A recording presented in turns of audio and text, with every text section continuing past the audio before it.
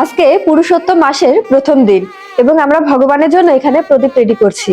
এই জায়গায় আমি 5টা প্রদীপ নিয়েছি, অর্থাৎ নিজের জন্য, আমার পতিদেবের জন্য, গুরু মহারাজের জন্য এবং আমার একজন কাকা আছে যিনি দেহ রেখেছেন তার জন্য, আর সকল প্রাণীর মঙ্গল কামনার জন্য একটা।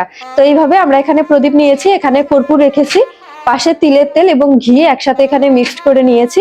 এখন হচ্ছে আমরা ফুল দিয়ে খুব সুন্দর করে থালাটা সাজিয়ে নিব। আজকে যেহেতু প্রথম দিন তাই ভগবানকে চেষ্টা করবো স্পেশাল করে প্রদীপটা নিবেদন করার। আপনারা কিন্তু চাইলে এই মাসে 33 সংখ্যক প্রদীপও নিবেদন করতে পারেন। দেখুন আমাদের এখানে কিন্তু প্রদীপগুলো তেল এবং ঘি দিয়ে সুন্দর করে রেডি করে ফেলেছি।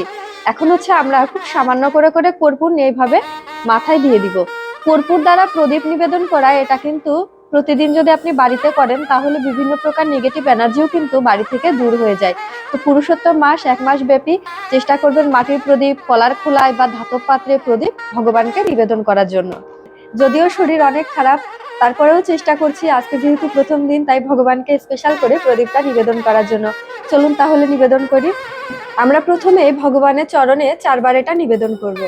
এবং যে যুগলাষ্টকম আছে আপনারা চাইলে ফোন থেকেও শুনতে পারেন বা নিজেরা কীর্তন করবেন। ভগবানের নাভিদেশে 2বার এবং ভগবানের মুখমণ্ডলে 3বার প্রদীপ ঘোরাবেন, ঠিক ঘড়ির কাঁটার দিকে, এবং ভগবানের সর্বাঙ্গে 7বার। আপনারা এখানে রাধা মাধব, জগন্নাথ, বলদেব, সুভদ্রা মহারানী, পঞ্চতত্ত্ব সবাইকে প্রদীপ নিবেদন করতে পারেন। তারপরে তুলসী দেবীকে নিবেদন করে গুরু পরম্পরা ধারা প্রত্যেককেই আপনারা প্রদীপটা নিবেদন করতে পারবেন। পুরুষোত্তম মাসের প্রথম দীপদান সম্পন্ন হলো। সবাই কৃপা আশীর্বাদ করবেন আমাদের জন্য এবং আপনাদের জন্য প্রার্থনা করি ভগবানের কাছে। সবাই সুস্থ থাকুন, ভালো থাকুন। হরে কৃষ্ণ।